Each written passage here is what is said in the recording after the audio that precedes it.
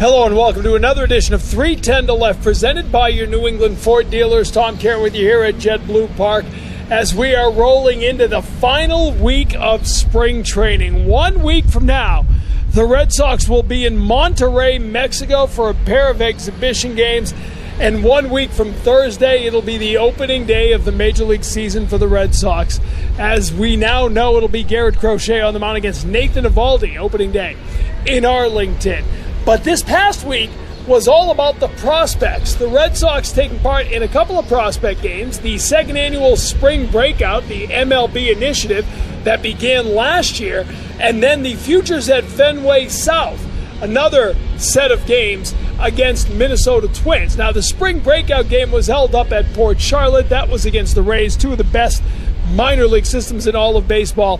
And while the Rays won the game, the Red Sox won the hearts of many fans because the big three were on full display.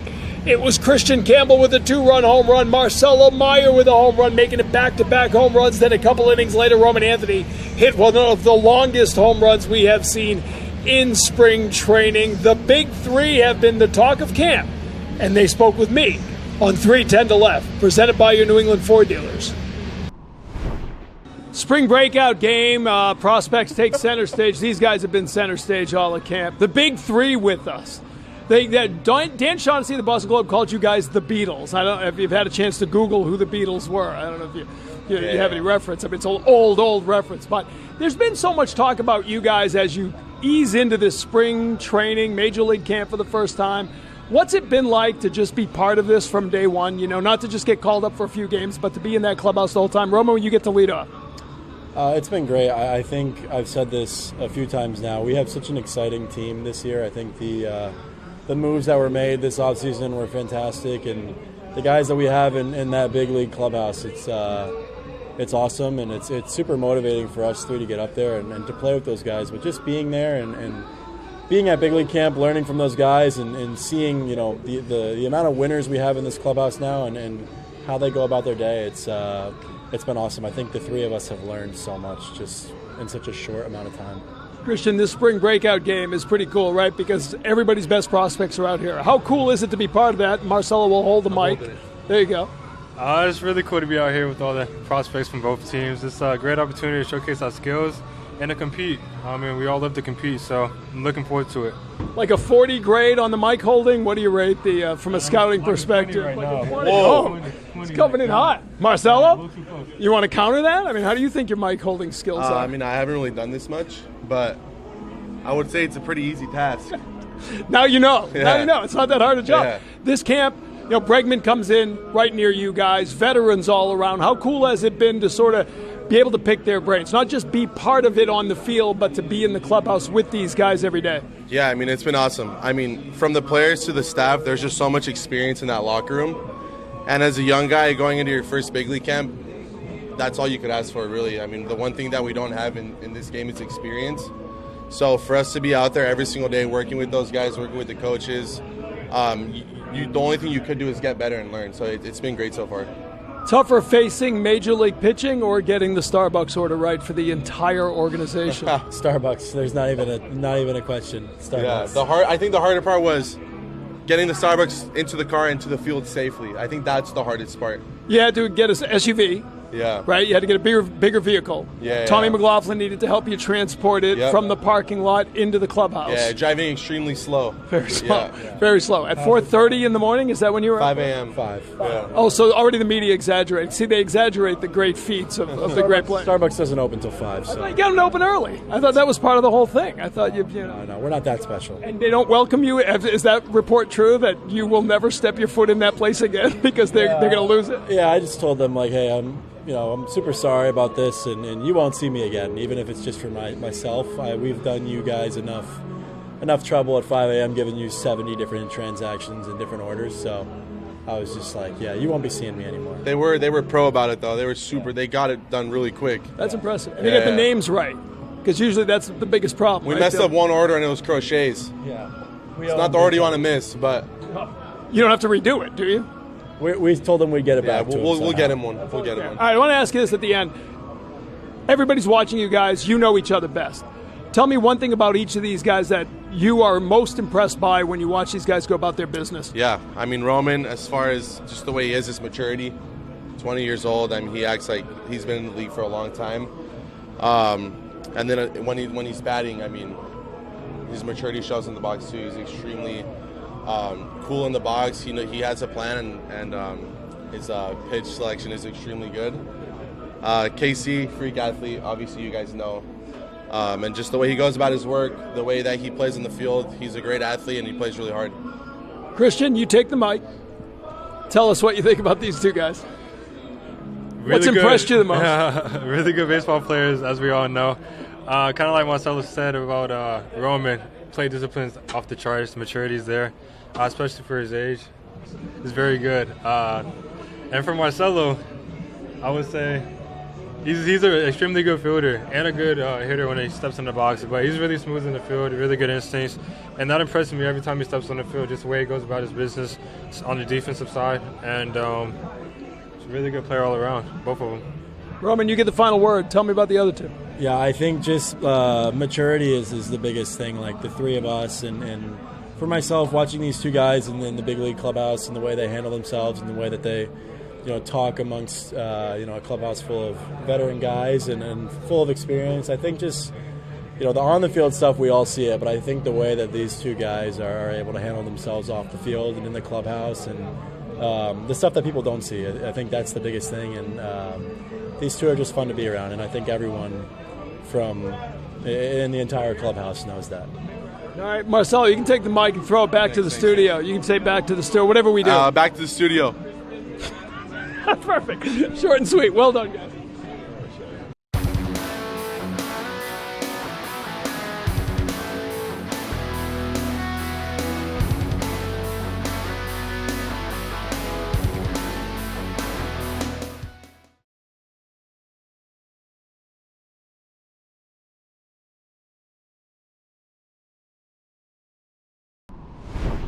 Even after the trade of Kyle Teal and three other prospects to the White Sox for Garrett Crochet, the Red Sox are ranked as high as number one by some in the prospect system rankings. The Red Sox farm system has been rebuilt over the last few years, and I spoke about that with the farm director, Brian Abraham. He's the man in charge of the system, and that system is looking good. All right, Brian, they started this spring breakout concept last year, and the cool thing about it is it just brings a lot of attention to the guys who are working their way up. As a farm director, when you look at something like this, forget about the hype for the fans. Like, what tangible benefit is it for these guys to kind of deal with a little more hype on a given night? Yeah, one, I think it's great for these guys to play on the same team together. They're all different ages, all different levels. A couple guys have come over from the Dominican, their first time stateside. A couple guys are in big league camp. So to be able to play on the same team for the Red Sox, I think is awesome. And then there's a lot of fans that are watching under the lights on national television. To be able to have that exposure, to be able to have that pressure in a good way is, I think, a good opportunity for all these young guys. You mentioned guys in the big league camp. It's a little different, right? For the last 3 weeks, 4 weeks, we've been talking about the big three hanging with Bregman. Well, tonight they're kind of Bregman, right? To some of these young guys, they are that veteran guy with experience. Yeah, they're the veterans. They played in this game last year, so I think we'll have a lot of our younger guys looking to them for advice and how to handle the pressure of the Tampa Bay Rays. But, I think their time in big league camp, their time at the upper levels, always gives them an opportunity to provide some good feedback and thoughts about how they play the game, how they approach an at-bat, how they deal with different situations that come about. We've talked a lot about the position players working their way up through the pipeline for years now. Feels like the shift over the last year is you're getting the pitching, right? Some deals have brought in guys on the upper end of the system. Some draft and international free agent signings especially have kind of bolstered the lower end. How good do you feel about where the pitching is now? Really excited about our infrastructure. I think that was the first thing that kind of has come into place. It's happened over the last couple of years with Brez coming in, with Justin Willard coming in, with Andrew Bailey coming in. I think just the consistency from the big leagues all the way down to the Dominican has been phenomenal. But we're seeing guys make some significant strides. Connor Early, Payton Tolle, who we drafted last year, Brandon Clark, who we drafted last year, David Sandlin, who we made a trade for last spring training. Just a lot of really exciting arms. I think not just exciting arms that could be big leaguers, but impact big leaguers. And I think that's what we're trying to do as a player development group, and something that we've done on the position player side, but now I think it's transitioning to the pitching side as well. I feel like it's been such a shift over the last 10 years, right? The science of pitching and what a guy can learn and do and how he can add velocity. You know, with 10 years ago, maybe you were looking at pitchers and say, okay, this is what he's going to be. Now you have guys who can make such strides in an offseason. Richard Fitz on the higher end, right? He comes out and he's throwing velo like he never did last year. That changes who he is. Do you see more of that across the boards now, guys who buy into the science of it and can make themselves a different pitcher? I think so. It's just the way we train, the way we educate our players about what is going to create value for them at the top levels, what do they need to improve upon so they can have that success at the major league level. And again, a lot of education, explaining what is important for them individually. Every player is different. Velocity is incredibly important. I think for all of our players, a goal for them is adding their velocity. It's not just for their fastballs, to support their other pitches as well, get guys out in the zone with their secondaries. But I think whether it be through pitch design, whether it be through biomech, we have a really much better understanding of where each pitcher is than being able to give them some black and white information about how they can improve. A year ago, if we were talking about catching, we'd be talking about Kyle Teal, right? You trade him as part of the deal to get Crochet, obviously. Connor Wong is there. Narvaez looks really good in camp. But now there's kind of a renewed attention on who else is here. We're going to see some guys tonight. How do you feel about the depth of the catching position? I think it's growing. Ronald Rosario is getting the start for the breakout game this evening. Brooks Brandon is DHing, another strong young catcher. Johan Fran Garcia, who is not here, who's hurt his knee last year, but is coming back off rehab. A really exciting young catcher who has strong defensive skills and real strong offensive skills. So definitely a really important position for us as an organization. Really lucky to have, I think, two guys and a couple other guys that are fighting for spots in the big leagues that could be really impactful this year. So. Again, really valuable not only at the plate but behind the plate, defensively, handling a pitching staff and really pushing our pitchers to do really good things. But I think we have some work to do in that space, but we also have some really good guys that can continue to improve and break out. Bringing it back to the position guys in the big three, because that's what people want us to talk about, because that's what they read about and that's what they listen to. But tonight, the top three guys leading off. Pretty cool to see the three of them leading off at a big league spring training stadium. Kind of a little bit of a glimpse of what could come. Yeah, I think so. I mean, I know you hate this. What could come? When are they going to be up with the big club, Brian? That's what we want. You just, as a fan, you watch this tonight and you say, man, that's exciting that this is knocking on the door. Maybe not yet, but they are right there. Yeah, I mean, quite honestly, I think we've been saying that in Portland. I think we've been saying that in Worcester as well. To see what these guys do, not only the performance on the field, but the work they put off of it, the type of kids they are, the type of people they are, is such an amazing thing to watch over the last couple of years. And to see the growth they've had even in big league camp in a couple months has been phenomenal. So the maturity, the work, the consistency, the way they're able to handle failure and push each of themselves to bigger and better things has been really fun to watch. And there's no doubt in my mind they're going to impact the big league roster at some point. I don't know when that will be, but it's certainly going to happen. That was my next question. But to be fair, Kristian Campbell wasn't in our conversation a year ago. Maybe yours, not ours. And it is an indication of what a guy can do when he buys in and he puts in the work. Like, he shot from most evaluators outside the Red Sox top 30 into one of the best in baseball. Yeah, I think internally last offseason or coming into last year's spring training, we were really excited about him. We were looking at the lineup last year, and he came in off the bench in the breakout game. So it just goes to show, he's in the two-hole tonight, but coming off the bench last year, has made a ton of progress, has added a ton of good weight, continues to impact the baseball, play good defense. But a ton of credit to him for the work he's put in and the opportunity he has in front of him, and the opportunity he has to make the club, which to me, again, a credit to the player, credit to the work he's put in, a credit to our coaching staff as well for pushing him to hit where he could potentially be. All right, I'll ask you finally, even after an offseason trade that saw you give away 4 guys, and one of them a pretty high prospect, you're still ranked number 1 by Baseball America, top 3 by just about everyone. What does that say about the depth of this system? A really good job by our acquisition group, the international group, the amateur group, and then I would say our coaching group as well. The development we have, the processes we have, the systems we have in place, and then the players too.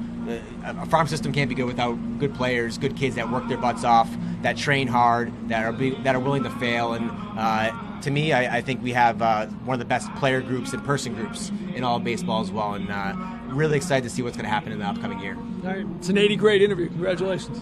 Thank you. Brian Abraham with us. We'll take a break, come back with more.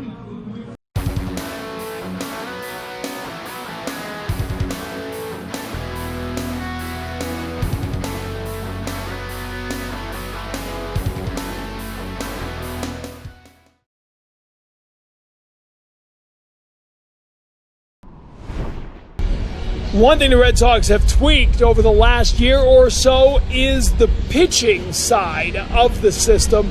For many years, that system was built on the strength of many position players and not many pitchers ready to make the move. But now, after a couple of deals, the Red Sox feel they have better pitching depth at the top of the minor league system. Guys like Quinn Priester, who was picked up for Nick York, and a guy that we have really been impressed by here at spring training. It has been Richard Fitz, part of the deal that sent Alex Verdugo to the Yankees prior to last season. They've also added to the lower ends of the system on the pitching side through drafting and through international free agent signings. One draft pick is a guy to keep an eye on over the next couple of years. Payton Tolle is a big guy, 6'6", 6'7", and has extension that reaches to 7 foot 4 inches off the mound. That would be amongst the best in Major League Baseball. He throws hard. He's been impressive to watch, and we sat down to speak with him. He was the highest pitcher drafted since Tanner Houck back in 2017. Payton Tolle on 310 to left, presented by your New England Ford dealers. All right, tell me a little about what this camp has been like, you know what I mean? Because, I mean, your history, right, such a good two-way player, and then now you're, like, dedicating yourself to the craft of pitching. What's it been like? It's been different, you know. I think there's been times where I'm like, what am I supposed to do now? I get done throwing. Usually I was hitting, but now it's like, all right, I just treat the body and get ready to go for the next day. But it's been a lot of fun. First camp, I've loved it. It's been incredible.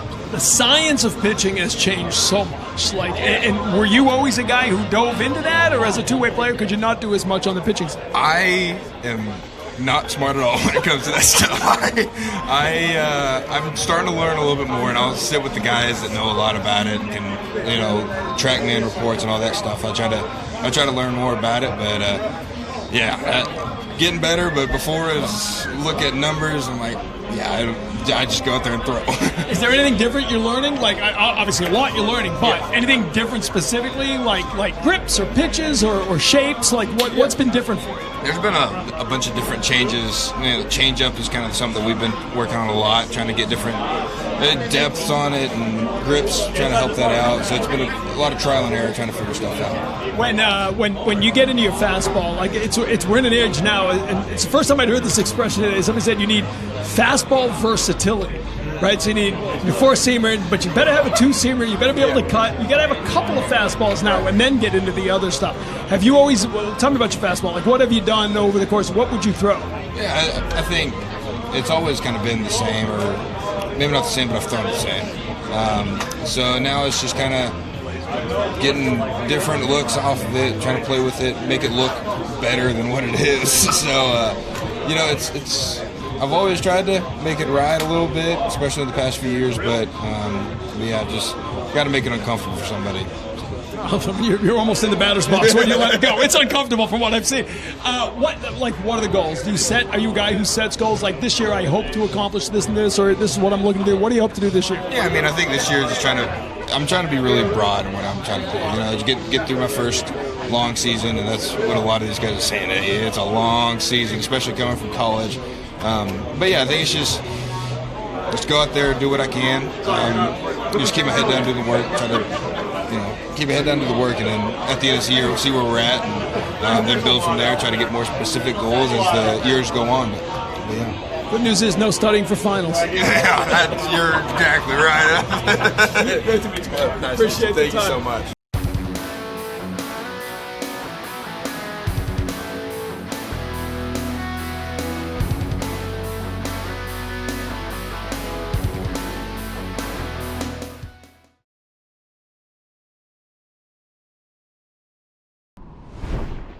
The fun thing about the spring breakout is everybody gets to talk about prospects. And in baseball, everybody loves prospects. They're new, they're exciting, they're the future of the organization, and the Red Sox clearly have some good ones. A lot of fans have been catching up to speed on those prospects in recent years, but two guys who have been on top of the Red Sox prospect scene for decades are the guys who created SoxProspects.com, an indispensable tool for all of us who follow the Red Sox and want to keep an eye on the minor leagues. Chris Hatfield, Ian Cundall from SoxProspects.com sat down with me to talk about the strength of the system. So for the second year, Major League Baseball having these spring breakout games, and we're in Port Charlotte with the Red Sox taking on the Rays. And Chris, maybe you start. You guys have done this for a long time. You've been in the weeds looking at prospects for a long time. Yeah. To sort of have Major League Baseball say, you know what, we're going to take a weekend, shine a light on it, play in the big stadiums. How cool is that for you guys? It makes a lot of sense for them, for showing the future of the game, showcasing the up-and-coming stars who are going to be the ones at Fenway Park, at Tropicana Field, in Major League Parks going forward. For us, it's great because we get one-stop shopping for guys up and down the system. Right, we get the guys like Roman Anthony, Kristian Campbell, Marcelo Mayer who are going to be in AAA, and some guys are going to be down in A-ball, all in one spot, and seeing how they do with the light shining on them. It does make a difference, too. We want to see how they play in a situation like this, so it's great for us. I feel a lot of these games have fan bases that are like, oh, who are these guys? You just said the big three. They're the first three guys in the lineup. Sure. We've been watching them all spring. They've been in big league camp. A little different for the Red Sox because where 3 years ago that might have been get to know the new guys, this is, all right, these are the guys that are knocking on the door. Absolutely, and I think it's a great introduction to people beyond the big three. Because as you said, Red Sox fans are very knowledgeable about the big three. But See, I knew you were going to do that. I'm going to cut you off because we're going to get to that. I'm asking about the big three. These guys, well, because I know you guys, I've been watching them for 4 years. I know, and I want to get to the guys that we don't know about. But we know about these guys. That's my point, right? There aren't many lineups this weekend in spring breakout games where every fan of that major league team knows the top three hitters in the lineup. It's an unusual situation. It is, but I think it's warranted when you have players of that ability, and they've shown it so far. Obviously, you had Roman drafted a couple years ago, 20 years old in AAA. You had Kristian Campbell, kind of came out of nowhere last year. He was just around, the 30th ranked prospect, rose all the way to being the minor league player of the year for a lot of outlets, and now he's a consensus top 10 or so prospect. And obviously Marcelo Mayer, who's been around the longest of them, which is crazy to think since he was only drafted in 2001. 2021, excuse me. He's had his ups and downs with injuries and such, but now he's showing. I think this spring has really been his coming out party, and him showing that don't forget about me. I'm still a big part of the future of this franchise, and getting to see all three of them on the field at the same time is just so nice. I'm glad you brought up Campbell. It's a good point because a year ago, not many people knew Campbell. Including the people who put him in their ratings. He wasn't top 30. No, I don't think he was even in He wasn't in the game. He wasn't anybody's top 30. That's a guy who in 1 year put himself on the map. 18 months ago, he's a fourth-round pick getting a fourth-round bonus. It's not like this is, Anthony wasn't their first draft pick that year, but he got their highest bonus. Him and Meyer were supposed to do this. That's what has made the rise of Campbell so interesting, and to see the spotlight shining on him. He's kind of working it out. He struggled a little bit early in camp, but he's starting to get it together a little bit, it seems like, and this is another opportunity for him to show when the lights are on, here's what you're going to get from me. All right, Ian, I'm going to let you loose now. All right, we've talked about, everybody knows about the top. What's coming up behind him? Who are you excited to see today? I think for me it's the pitching because, Red Sox fans know, they've had some trouble developing homegrown, especially starting pitching as of late. And with what the Craig Breslow and co. have implemented with the pitching development side behind the scenes, bringing in guys like Justin Willard from the Twins and a bunch of other new coaches, new instructors, and a renewed focus on it in acquisitions, through the draft, through trades. They've brought a lot of talent to the system. Someone like Quinn Priester, we're not going to see in this game, but in this game, guys like Payton Tolle, Brandon Clark, Hunter Dobbins, who we did see in big league camp this year. Just the last couple of years, they've added a lot of talented pitchers through the draft, and now we're going to get to see them on the mound. Even for some of these guys, it's going to be our first time really seeing them because they didn't pitch after signing last year. So for a bunch of the draftees, it's going to be a great opportunity to really get a look at them and see how far they've come since they were drafted last year. I'm obsessed with Payton Tolle. Okay, two-way player. Nobody really knows what he can be because he's never just dedicated himself to pitching. 6'6", extension for days. Yep. This is a guy that's going to be fun to watch if we get to see him. He's a big old dude. He's a big old moose out there, and he pitches with all kinds of intensity. I'm really excited for Red Sox fans to get to see this guy pitch out on the mound because what we've seen from video of him in college, he seems like a really exciting player to watch. Like I said, big imposing presence. We'll see what they can do with the fastball. It seems like everybody knows what the tweaks are they need to make to him, and it's going to be interesting to see what that offseason work, what that fall work. Even the months after he was drafted and the season was going on and he was putting in the work down in spring training or extended spring training at the complex, it'll be interesting to see how that all pays off when we get our first look at him this year, whether it's Greenville or Salem or wherever it is. Because we talk so much about drafting, but it's also developing, right? And that's what the Red Sox, to your point, that pitching group they've put together, they're hoping they can turn Tolle into an interesting prospect to a can't-miss guy. Exactly, and that's the hardest part, because development is not linear with prospects, especially pitching prospects. There's so many things that can happen between when they get drafted and when they ideally make the big leagues. Things change, and with Tolle, it's, as Chris described, you've got a guy who came in, it's a big ball of clay, There's not many pitchers who have 7'4" extension, which is what he's around. Like, that's elite extension. It's top of the echelon. I think Garrett Whitlock might be the only Red Sox who's nearer that. He's 6'6", 250 pounds.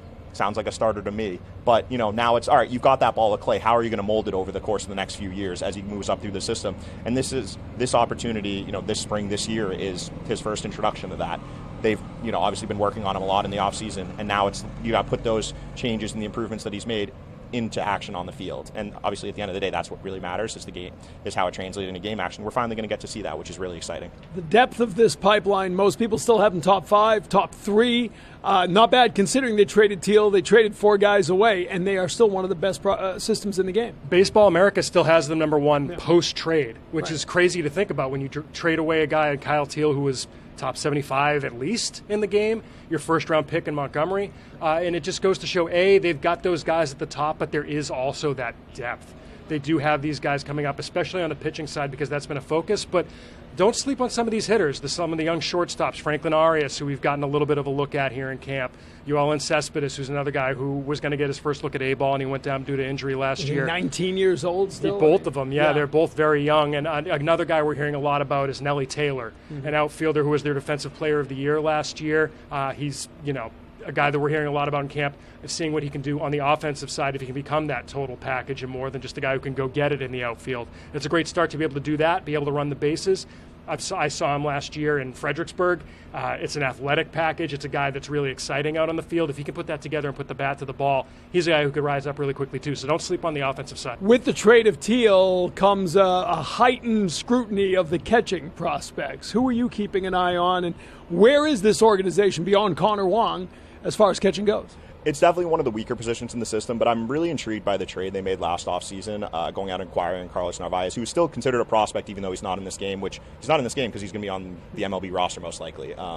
I think he's looked like someone who's headed to be the backup catcher to start the year, and I think his defensive profile is really interesting. Comes from the Yankees, who have done a great job with catchers in their framing.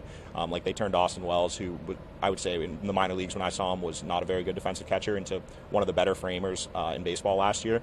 And the Red Sox immediately identified Narvaez as soon as they traded Teal, went out and got him. And I thought so far in camp he's looked pretty impressive. He's a couple caught stealings. He's done a good job handling the pitching staff, and I think he's the one who is going to kind of handle that role, mixing in with Wong while they wait for that next catcher of the future to come through, because I just don't think that person's in the system right now. Let's finish it on the pitching side, because again, even a year ago, I think you looked at it, it's all position players. They've gone out and traded to add some depth at the upper ends of the system, and then they've been drafting, right? Totally the first top 50 pick they've spent since Houck, right, on a pitcher. It's gradually coming together on the pitching side. Most of it's still on the deep end, but they're getting there. They are getting there, TC, and Ian made an interesting prediction a couple weeks ago that the Red Sox a year from now are going to have 2 pitchers in the top 100, which, they've got a guy in Luis Perales who's going to miss most of, if not the entire year, due to Tommy John. He was there and fell out because of the injury, but they've got guys like Tolle, and they used a lot of draft capital on pitching last year. The pitching pipeline with Justin Willard and the whole group that they've developed down there. Guys like Dobbins, guys like, you've seen what they've done with Fitz.